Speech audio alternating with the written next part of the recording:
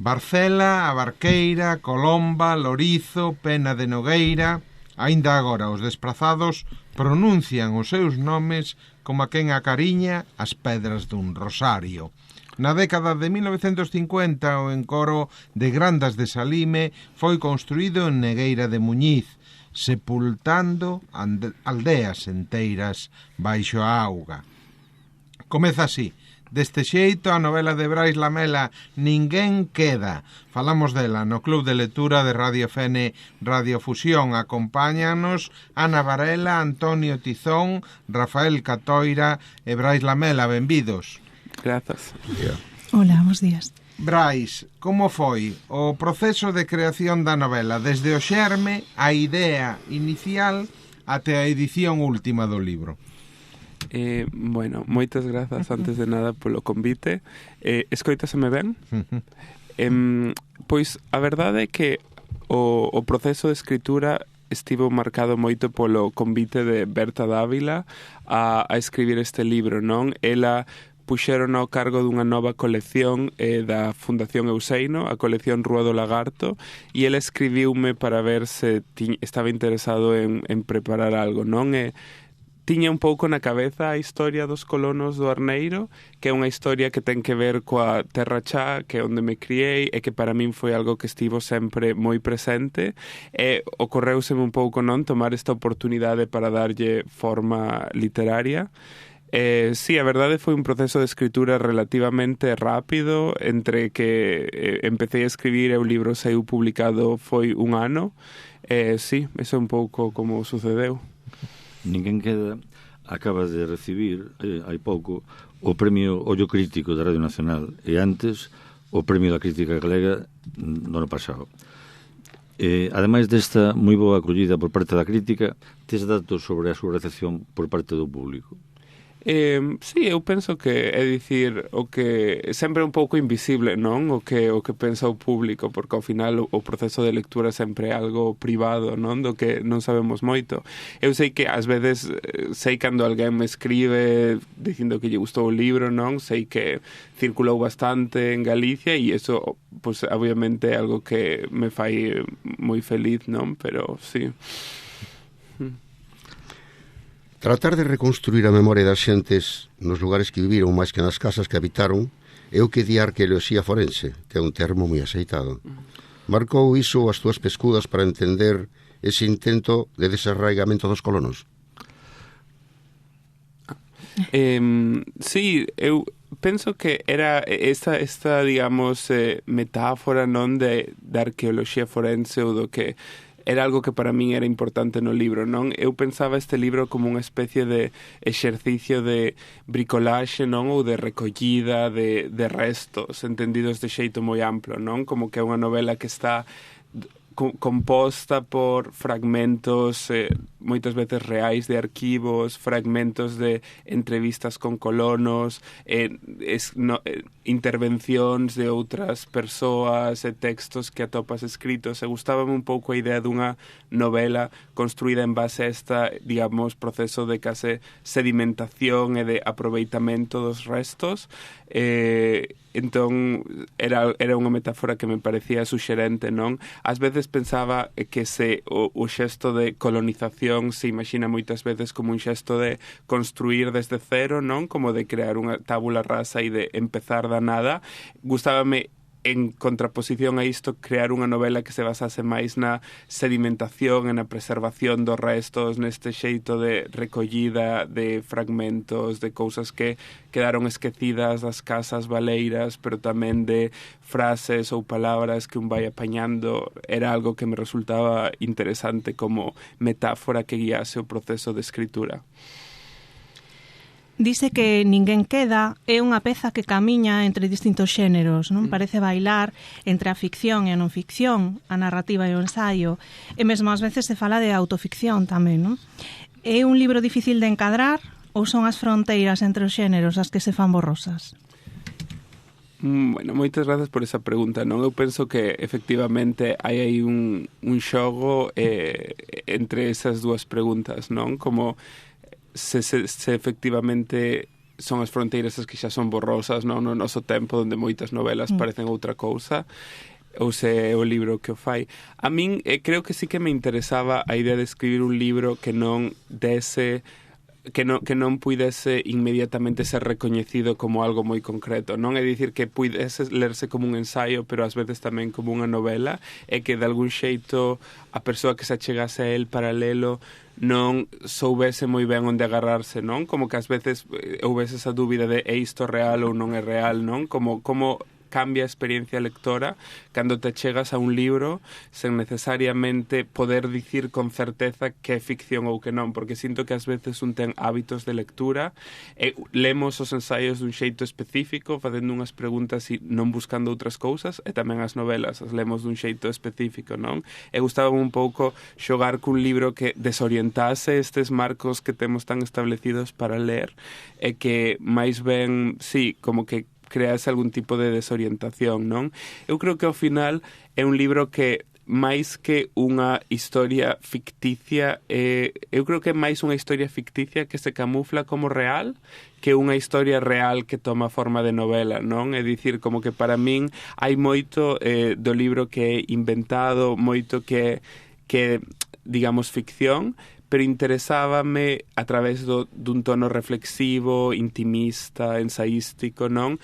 Tratar de cambiar un pouco como esa ficción aparece a persoa que lê, non? É dicir, sí, penso que era algo que eu penso que ás veces a sensación que nos dá de realidade ou que nos fai pensar que o que se conta é real ten moito tamén que ver co tono e co xeito de utilizar fórmulas do ensaio, co xeito de utilizar un ton moi confesional ás veces, con cousas moi íntimas, ten moito que ver con iso máis que co nivel de realidade empírica que hai no libro.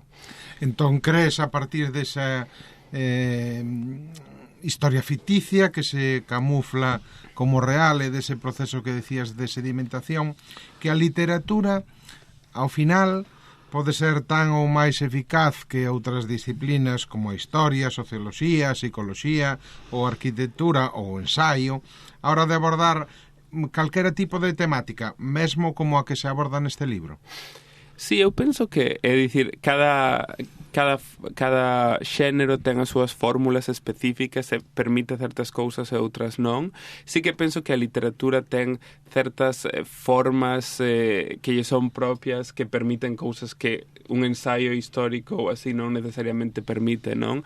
Para min, por exemplo, eu penso que no libro hai unha certa como tendencia a imaginar, digamos, futuros posibles que non necesariamente sería sinxelo atopar na documentación, non? Por exemplo, nun dos casos que aparece, por poñer un exemplo máis concreto, no libro, non? Toda esta historia na que se fala da desaparición dunha muller, efectivamente todo isto ten que ver cun documento de arquivo no que atopei esta historia, non? Pero ao final iso danos moi pouco. E eu penso que unha novela permite, sen necesariamente imaginar todo o que podemos saber desta figura anónima, sí que permite darlle unha vida posible ou imaginar algunha traxectoria posible para ela. Penso que esta forma de facer real, de materializar intuicións ou posibilidades é algo que se pode facer somente a literatura, non? Como darlle alento a cousas das que non podemos saber moito ou que permanecen un pouco anónimas.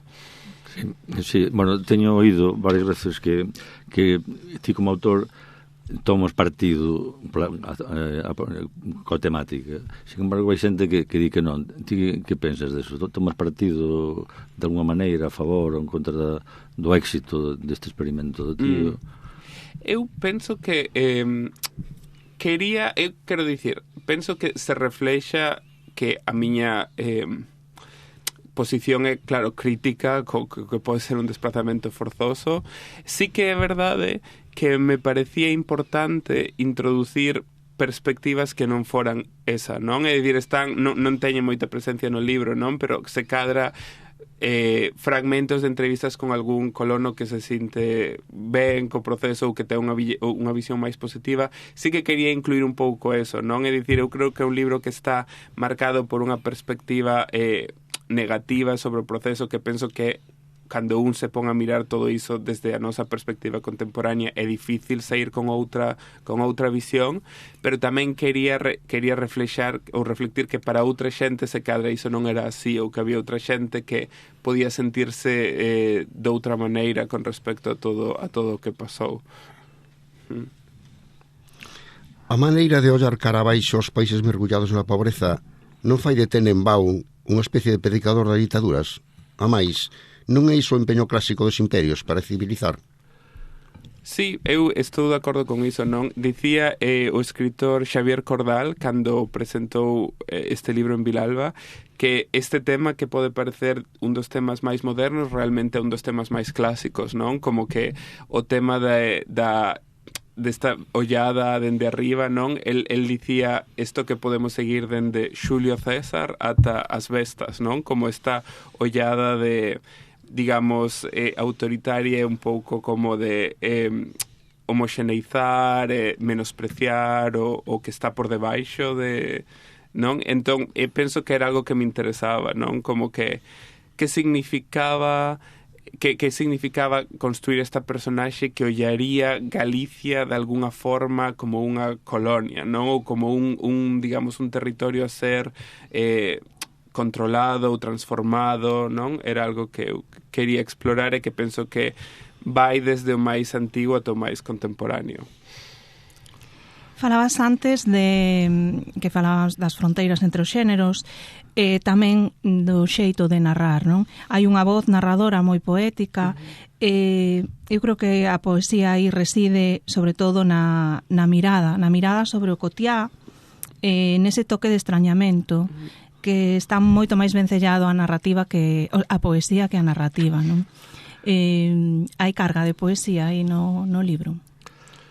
Sí, eu penso que sí, é dicir, eu leo moita poesía, penso que é algo que inevitablemente pois como que me importa cando escribo, e tamén leo moitos libros de narrativa onde moitas veces me interesa máis como o xeito de ollar algo ou a maneira na que algo aparece representado que o que é a trama en sí, non? Eu digo moitas veces que moitas veces non remato os libros e non é porque non me gusten, sino porque moitas veces non me interesa tanto o mellor a trama ata o final, senón que algún xeito particular de describir algo específico, unha mirada ou unha forma de contar, para min é un pouco que busco na literatura máis alá dos xéneros, non? Como narrativa ou poesía. Entón penso que é inevitable que cando escribo tamén ás veces interésame máis como coller eso, non unha relación específica con mundo ou mediada polo extrañamento, non? Como que ese tipo de ollar interésame máis ás veces que construir a trama. Entón penso que eso tamén se filtra en que sexa unha novela que ten moito sobre observación e sobre ollar e se cadra menos do outro. E a hora de analizar a estrutura da novela, ves un cambio considerable entre a primeira parte, os que marchan, e a segunda, os que volven. Por que fixeche ese cambio entre as dúas partes? É verdade que se nota un cambio grande, non? De feito, sempre me pasa que hai xente que me di gustoume moito a primeira e a segunda non tanto, ou ao revés, gustoume moito a segunda e a primeira non tanto, non? É dicir, como que noto incluso nas percepcións da xente que identifica un cambio moi abrupto. Non foi algo que necesariamente tivese pensado. Penso que empecé a escribir a primeira e tamén eventualmente quería buscar outra cousa distinta a ese como tono tan fragmentario, non? Como que creo que necesitaba escribir algo que fluíse dun xeito un pouco máis continuo. Realmente non foi algo necesariamente planeado máis alá do que xurdía. Pero é verdade que ás veces gústame cando os libros se transforman un pouco e non necesariamente manteñen un tono constante, non? Penso que ás veces hai como unha especie de como que se busque que un escritor ou alguén que escriba manteña como unha especie de tono constante, non somente no mesmo libro, senón a través dos libros, non? Como ter un tono moi identificable tal. E a min pareceme que igual está ben seguir concibindo a literatura como un espacio de xogo e de experimentación e de probar distintas cousas, e penso que eso é un pouco a razón, non? Creo que tamén ten que verse cadra con ser unha primeira novela e de algún xeito é unha novela na que estou aínda experimentando dentro do propio libro, non? Con que tipo de escritura me sinto máis cómodo, que tipo de xeito de escribir funciona para contar unha historia ou outra historia. Ese cadra é un libro que aínda deixa un pouco ver este proceso de experimentación de probar distintas voces ou distintos xeitos de escribir, non? A través de dúas partes que efectivamente son bastante distintas entre sí. Sí, a min a segunda parte dá unha impresión de que acaba dunha forma un tanto precipitada, ¿no? Como pedindo unha especie de continuación. Pasouche pola cabeza a facer esa especie de continuación de Ninguén queda? É dicir, en algún momento, non exactamente unha continuación, pero sí que pensaba nun grupo de 2 ou de 3 libros que mantivesen certos ecos entre sí, como unha voz narrativa semellante e tal. Penso que tamén o sentido precipitado da segunda parte, que eu tamén é algo que percibo, se cadra tamén ten que ver co proceso de escritura, non? Como que foi un libro que eu dediquei máis tempo na primeira parte, como que se cadra tamén por eso quería cambiar un pouco de tono, non? Como que na primeira para cadrar os fragmentos, para que traballar cada un individualmente, penso que foi algo que foi un exercicio de máis tempo, mentres que a segunda parte foi algo máis fluido, case como continuo, non? Se cadra algo do máis, non sei se precipitado ou máis, sí, como rápido e fluido do proceso de segunda, ou mellor tamén se percibe cando se lé, non? Como que hai algo, sí. Dis, os mortos falan. Toda forma de poder político constitúese sobre unha forma de poder sobre os mortos. Desde logo, os mortos falan. Non pensas que isto segue a pasar? Os mortos agochados nas cunetas desde a guerra e a posguerra falan. Seguen falando. Este silencio elocuente non é outra forma de desarraigamento? Grazas, gustame moito a pregunta, non? Efectivamente, eu penso que sí, que a resposta é que sí, non? Como que sí seguen a falar. Eu, efectivamente, probablemente non o pensar así, pero probablemente o feito de que son voces que de algún xeito non atopan lugar, non? Ou que fan reclamacións que non son atendidas e que nese xeito podese ver como unha forma de desarraigamento.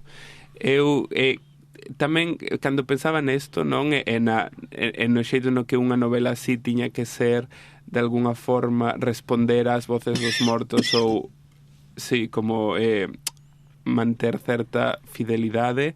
Pensaba tamén na pregunta que me fixerades antes, non? Sobre se realmente se é unha novela que toma posición ou non e se trata de representar visións distintas, non? Visións que poden ser máis positivas sobre todo este proxecto violento de colonización e de anegamento dos povos. E creo que o que pasa para min é que sinto que moita da xente que tería a visión máis crítica ou moita da xente para que isto foi realmente máis traumático é xente que xa non está, non? Porque ao final isto sucedeu nos anos 60 e a xente que era máis maior naquela época é sempre a xente para que foi máis difícil, a xente que non se afacía, a xente que realmente nunca atopou unha casa no novo sitio no que estaban, que todo o tempo volvían, que moitas veces morrían por distintos motivos.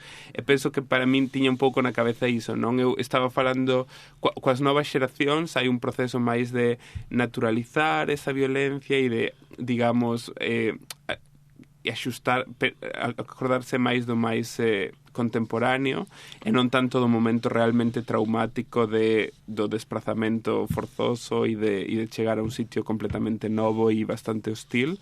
E sinto que para min, eu pensaba que realmente a perspectiva que máis me interesaba coñecer era a que era máis inaccesible, porque non era tanto da xente que agora aínda vivía nestas vilas de colonización ou que aínda se acordaban, sino a xente que era maior naquela época e que xa non está, non? Entón, nese sentido tamén penso que era un libro interesado en pensar en cales poderían ser as voces ou, digamos, as perspectivas daqueles que morreran.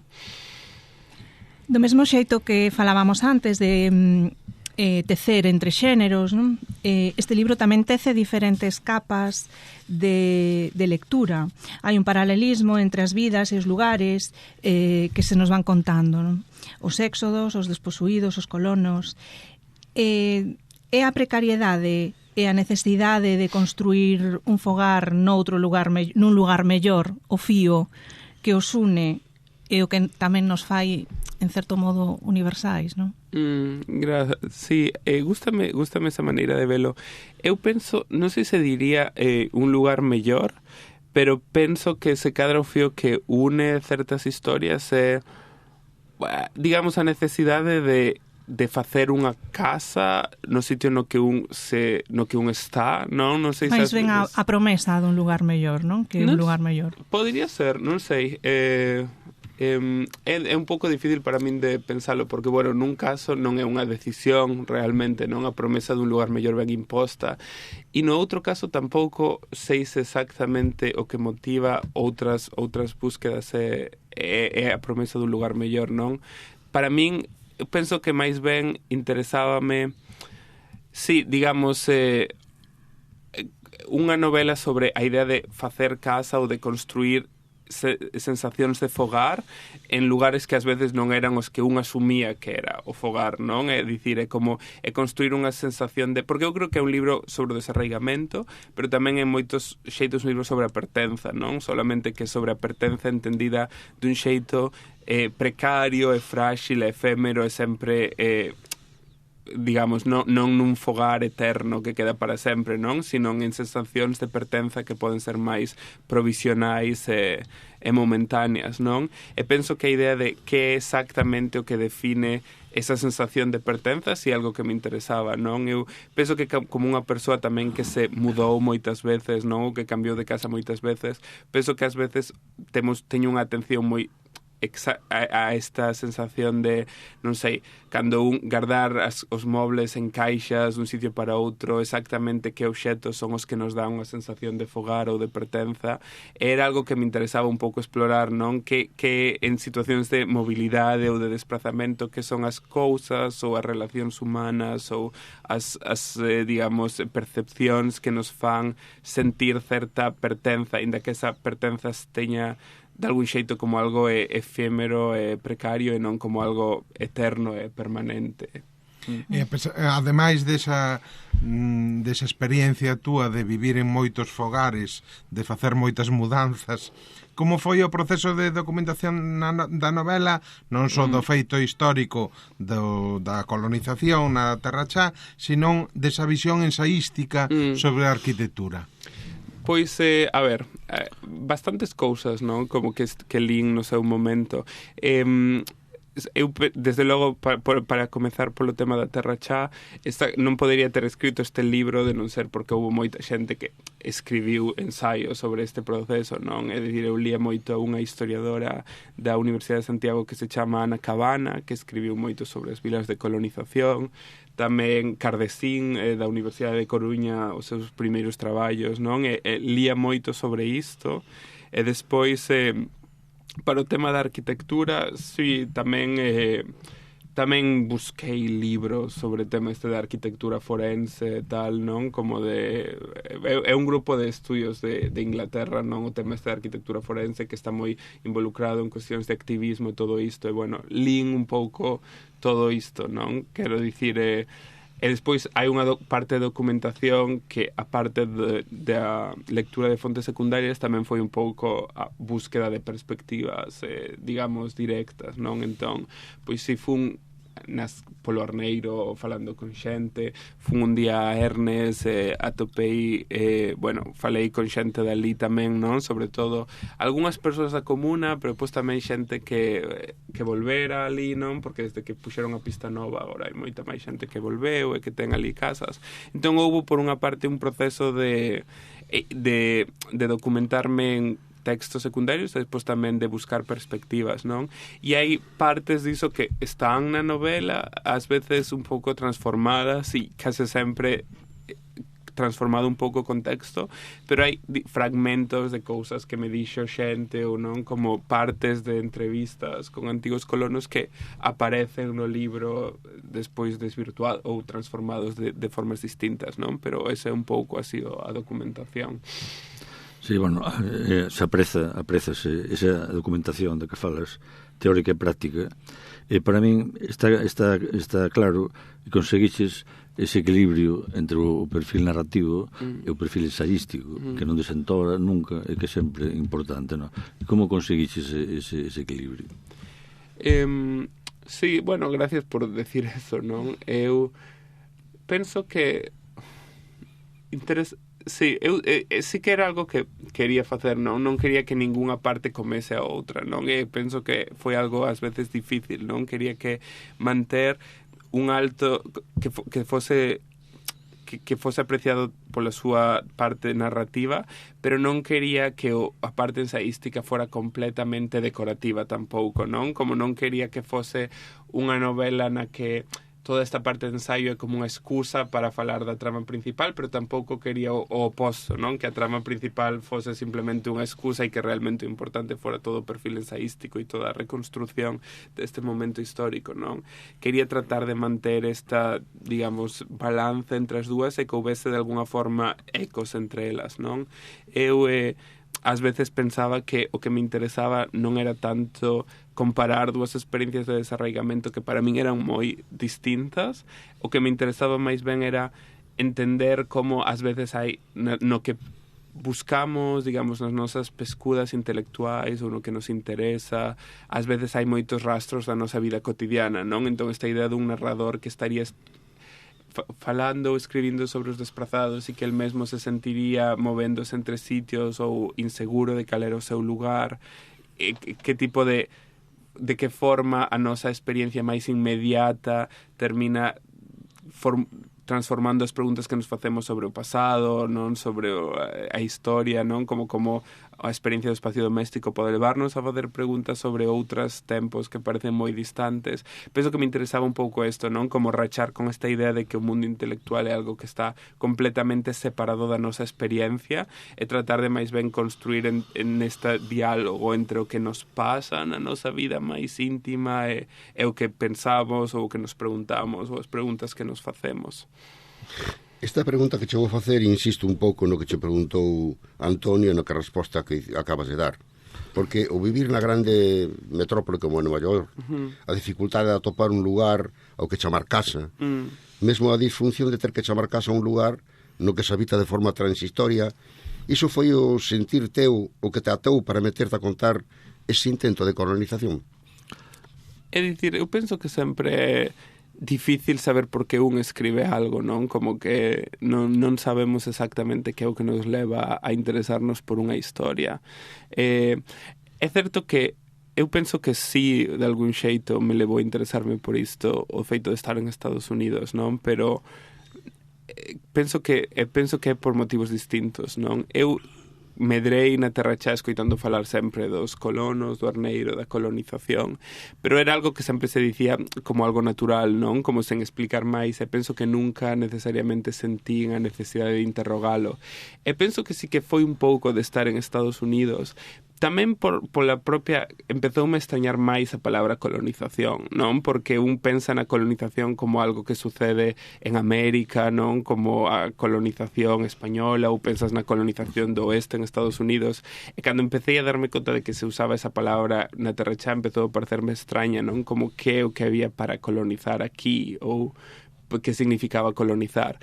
E penso que daí hai algo tamén, non? Como de como esta, digamos, paisaxe natal, non? Como a terra onde nacín, que unhas veces pensa como algo que está fora do tempo ou que é eterno de alguna forma, de repente parecía moito máis como algo que fora o resultado de transformacións moito máis recentes, de cambios, non? E penso que esa sensación do lugar donde me criara como tamén algo suxeito a distintas transformacións e distintas formas de violencia foi algo que me fixo interesarme por esta historia.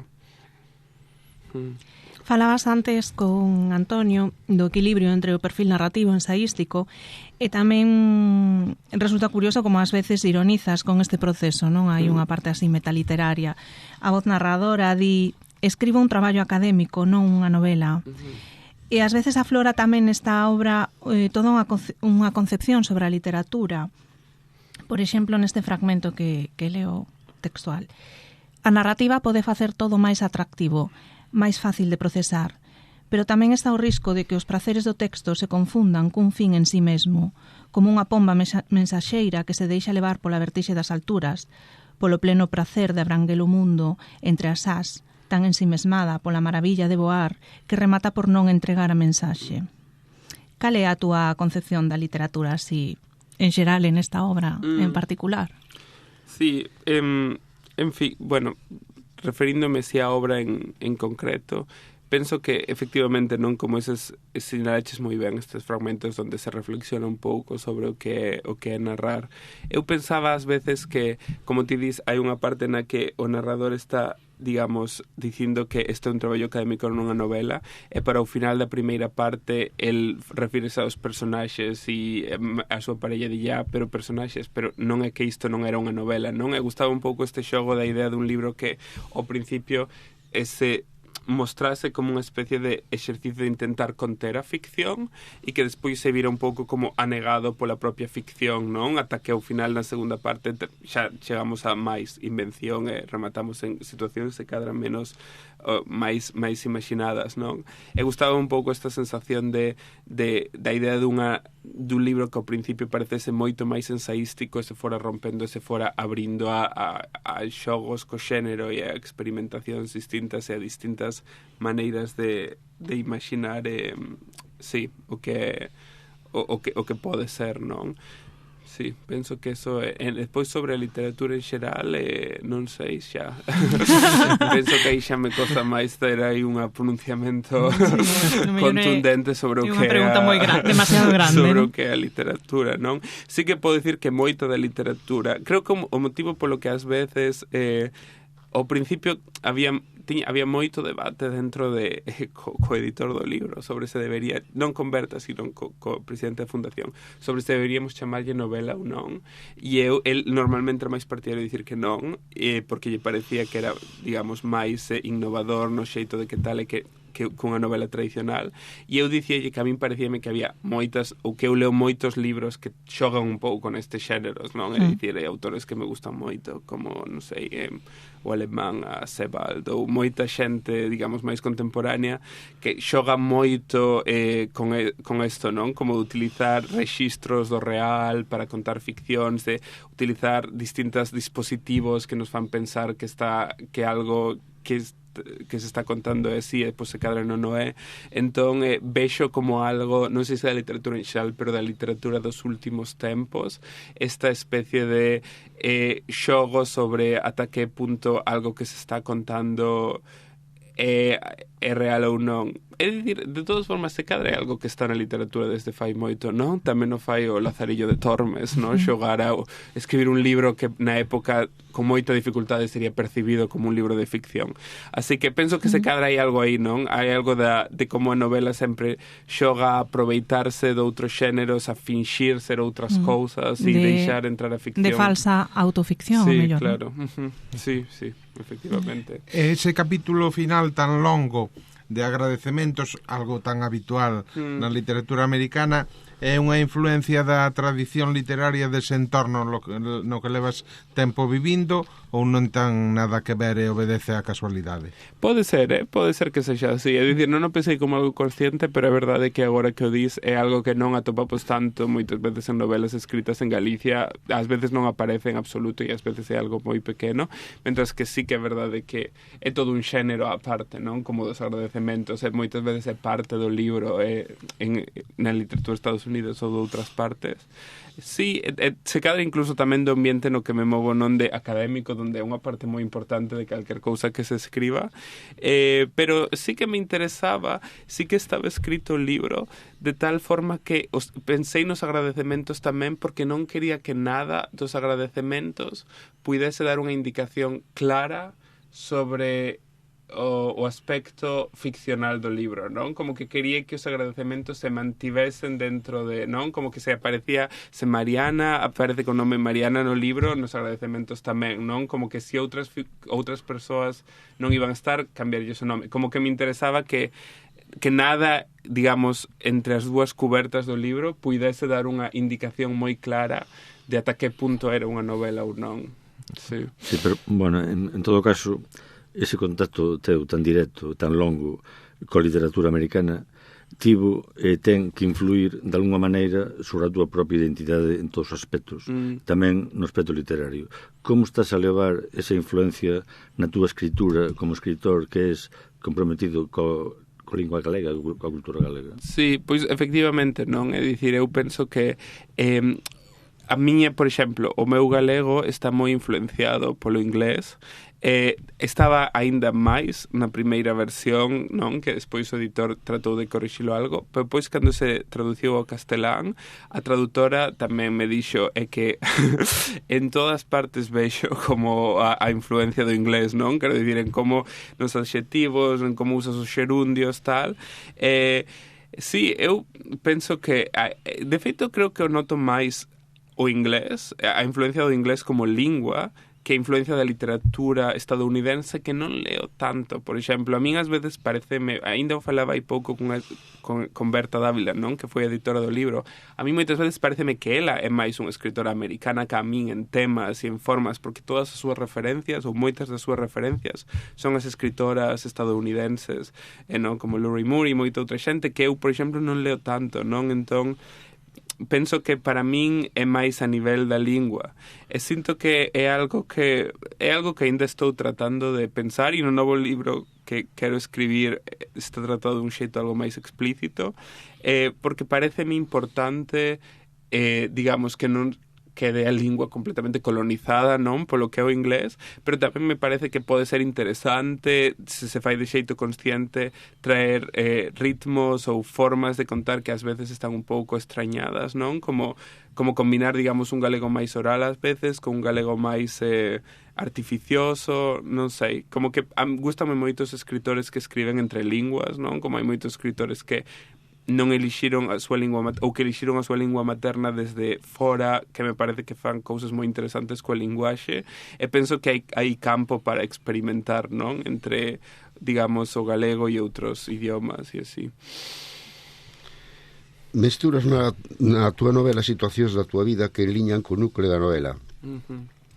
Entre outras cousas, o traballo da túa compañeira que fai unha instalación artística na que representa a vida dos refuxiados, o trauma do exilio. Non é como se as voces dos colonos e as voces dos refuxiados fixeran un mesmo eco no que reverbera o grito de desafío de nacemento. Sí, efectivamente, gustábame un pouco facer esa, porque penso que tamén cando un vive en Estados Unidos o desarraigamento que ten máis presente realmente é ese, non? Como dos migrantes, digamos, moitas veces moi precarios que veñen, e parecíame que se a novela estaba en Nova York tería que meter, aínda que non sexa o tema, algunha referencia a outras formas de desarraigamento que na cidade ou de migración que na cidade están moi presentes. Sí. De todas formas, por exemplo, un dos casos no que a miña compañeira, que sí que se chama Mariana, non traballa en nada que ver con museo nin nada, non? Quero dicir, é unha destas cousas que están un pouco sí, como que hai unha base. Hai algo que dicíamos antes, non? Un leo libro non podería dicir eso porque veo o nome do personaxe e veo o nome, nos agradecemento ese día é a mesma persoa, pero realmente é que non traballan nada que ver. Pero interesábame, pero sí que quería meter a alguén que traballase en un museo tamén para reflexionar sobre distintas formas de arte dentro do libro, non? Ao final, na segunda parte, hai pouco mencionábame alguén que lle parecía que todos estos exercicios de construir cousas, non? O do pai que fai como artesanías con cousas bellas, ou non, como outras formas de aproveitamento dos restos que tiñan un toque moi de instalación artística, non, como algo que estaría nun museo, e sí que era algo que me interesaba, non, pensar nestas distintas formas de construir significado mediante o arte xunto á literatura. Entón, penso que por aí foi un pouco que quería estas escenas, non, en museos e tal. Sí. Podes dicirnos algo dese novo libro que queres escribir ou é moi indiscreto preguntalo? Non che vou preguntar dos xéneros. Sí. Dos xéneros non quero que me digas nada, pero algo da temática. No, é que está ainda moi empezando. No, pero sí que ten moito que ver co tema das linguas, digamos, hai algo que ten que ver coa idea das de moitas linguas que están ás veces en conflicto, tamén coas linguas íntimas, non, da nosa vida privada, non, como coas coas palabras que se inventa xente cando leva moito tempo vivindo xunta ou cos códigos que se crean, e é un pouco en tensión con outras maneiras de entender o multilingüe. É un pouco difícil de explicar.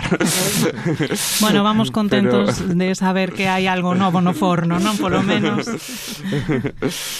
Entre o verán sufocante de Nova York e as montañas nevoentas de Negueira de Muñiz, Ninguén queda segue os pasos dun mozo galego na metrópole norteamericana que rastrexa a historia dunha muller desaparecida nos asentamentos de colonización da Terra Chá levantados pola ditadura na década de 1960. Falamos de Ninguén queda con Ana Varela, Antonio Tizón, Rafael Catoira e Brais Lamela. Moitas grazas. Moitas grazas a vos. Moitas grazas.